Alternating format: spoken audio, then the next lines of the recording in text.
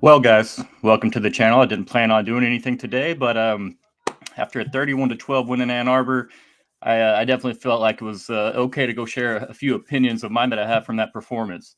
First and foremost, I think that it was Quinn and Sark. I mean, from the very beginning, you know, the first third down that Texas picked up on that opening drive, post that play, it felt like Texas was in complete control of the football game.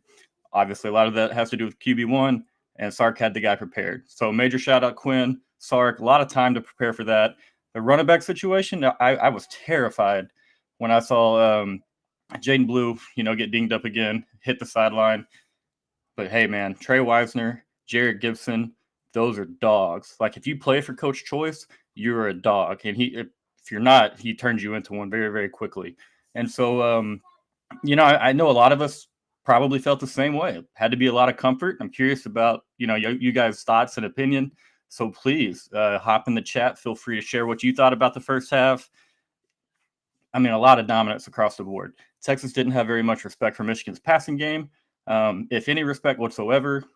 Covered up all the short stuff, very aggressive, kind of just swallowed Michigan up from the very beginning. And so when they don't have their Michigan doesn't have their traditional success in the run game. It made it really, really hard on Michigan, knowing, I'm sure in the back of their minds, that Texas and Sark, Quinn, that fantastic offensive line, we were going to keep moving the ball, and we were going to put up points. So, I mean, a dominant performance overall, but you do have to add the caveat that this is not Michigan of 2023. Michigan will get a lot better as the season goes. They probably need to figure out the quarterback situation first. They don't have a lot of skill position talent at wide receiver.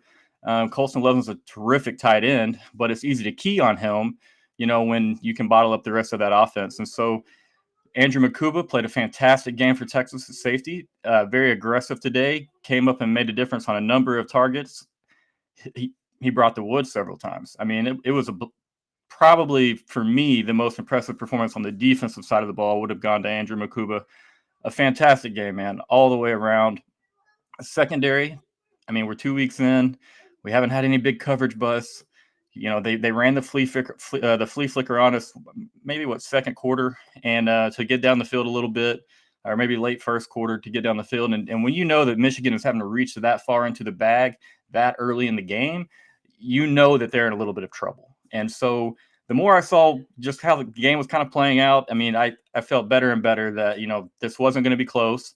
We were really, really, really going to have to drop the ball in order to make it a ball game. And so kind of before the game, some of my personal keys and thoughts on it were that the only way Michigan beat us is if we turn the ball three times, or turn the ball over 3 or more times, struggled in the red zone. And then, they were able to run the ball. Michigan was not able to run the ball successfully, nowhere close to as well as I thought they'd run the ball, to be honest. I was blown away by the defensive effort.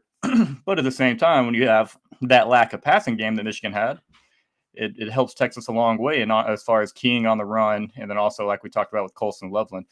But so after that, not being able to run the ball, go to the red zone, we were great in the red zone. Very creative. It took getting to third down a couple times, but we found ways to get in, found ways to score, perform better in the red zone than I thought we would, and better than most of last year and the year before. So huge plus there. I'm sure that was a massive part of talks in the offseason, is figuring out a way to convert those red zone trips into touchdowns, not settling for field goals, because with the offensive talent that Texas has, I mean, just there is no ceiling. Converting the red zone, I mean, we can go out, and this is a good Michigan defense. Don't get me wrong. The offense is where they're, a shell of what they were. The defense is still loaded, multiple NFL players, but you have to give credit to Texas and Sark for handling that defense, having them on their heels, just saying that it makes it a lot easier knowing that, your defense is going to play really, really, really well on the other side of the ball. And for Michigan, it has to break the spirit of it. It's kind of like Notre Dame and A&M game, to be honest. A&M's defense played pretty dang well for, 3 quarters, maybe even 3.5. And then after seeing the offense struggle so often, eventually, it's kind of hard. But so credit to Texas, credit to Sark for, handling that Michigan defense in the red zone where they've been very, very good in the last few years. And then also you talk about turnovers. We dominated the turnover battle. So to see all of that, it makes us feel really good. It has to. We haven't seen a team that kind of steps on throats. I hate to say that, but that kind of puts the foot on the throat in college football out of Texas the last couple of years. A couple of games last year, we get big leads. Let Houston back into the game. Let TCU back into the game. I'm sure there's another one. K-State got back in the game.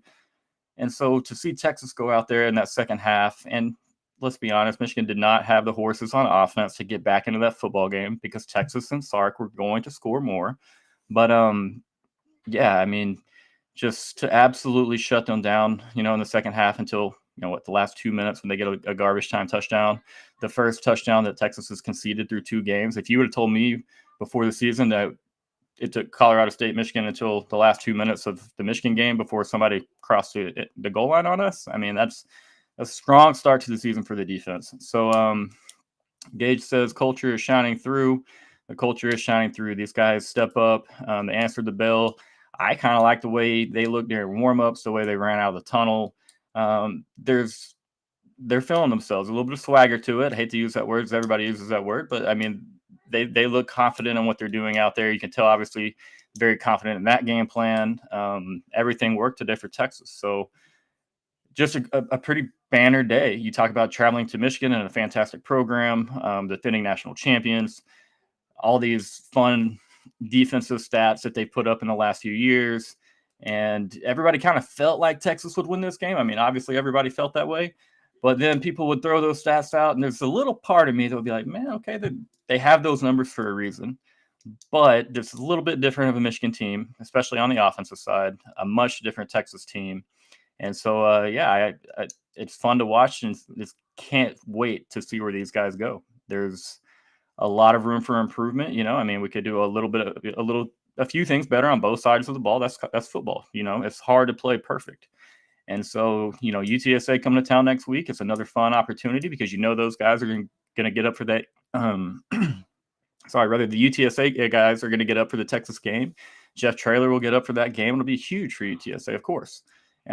They get up on us double digits when they came to DKR a couple of years ago. And obviously the Bijan Roshan combo kind of wore those guys down, but a great chance for Texas to go out next week. And it's not a terrible UTSA program. I have a lot of respect for that program. So point is another shot to go out and play a respectable opponent and show what you can do.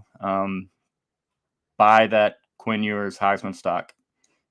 I mean, we are going to use Quinn and ride Quinn a lot. The running game will be there at times. But look at what these backs are doing out of the backfield and how often, we have guys like Jaden Blue early in the game. If he breaks that first tackle on the opening play of the game, not really a swing, but if Blue breaks that tackle, he has a lot of room back there. And Sark is so good at creating those matchups, and he's going to continue to have his guys in space. And Quinn's going to be the guy that gets the rock to him. And so by that Quinn Ewers Heisman stock, Texas could still lose 2 games. Quinn's going to ball. He's going to have to put up numbers. And he did a fantastic job of protecting the football today. A couple throws were kind of iffy. There's a different type of iffy Quinn throw than most quarterbacks. It just looks a little more awkward. And he had a couple of those today, but good thing for Texas, good thing for the Horns. They always fell to the turf and never fell into anybody in Michigan's hands. And so it's very okay, in my opinion, to get really excited about Texas football. And I can't wait to see where it goes. I'm excited to see what all you guys have, what y'all thought about that performance. And it's a great Texas team, yes. Michigan is still, they're nowhere close to the best opponent that we will play. So with that being said, we got bigger fish to fry down the line. And a great win. Think about all the recruiting, top 10 matchup. This will do great things for the program. Really, that's all that I got. I didn't plan on doing anything, but I had to share a few thoughts. I thought it was massive for Texas today, and I can't wait to watch these other games the rest of the day, knowing that our school just picked up a 31-12 win over a top 10 team who haven't lost in all blue uniforms at home ever. And so good day for the Horns. Hook 'em, guys. We'll talk soon. Got the post-game show coming up tomorrow. Have my guy Gage, Joseph, and then Peyton Yeager back.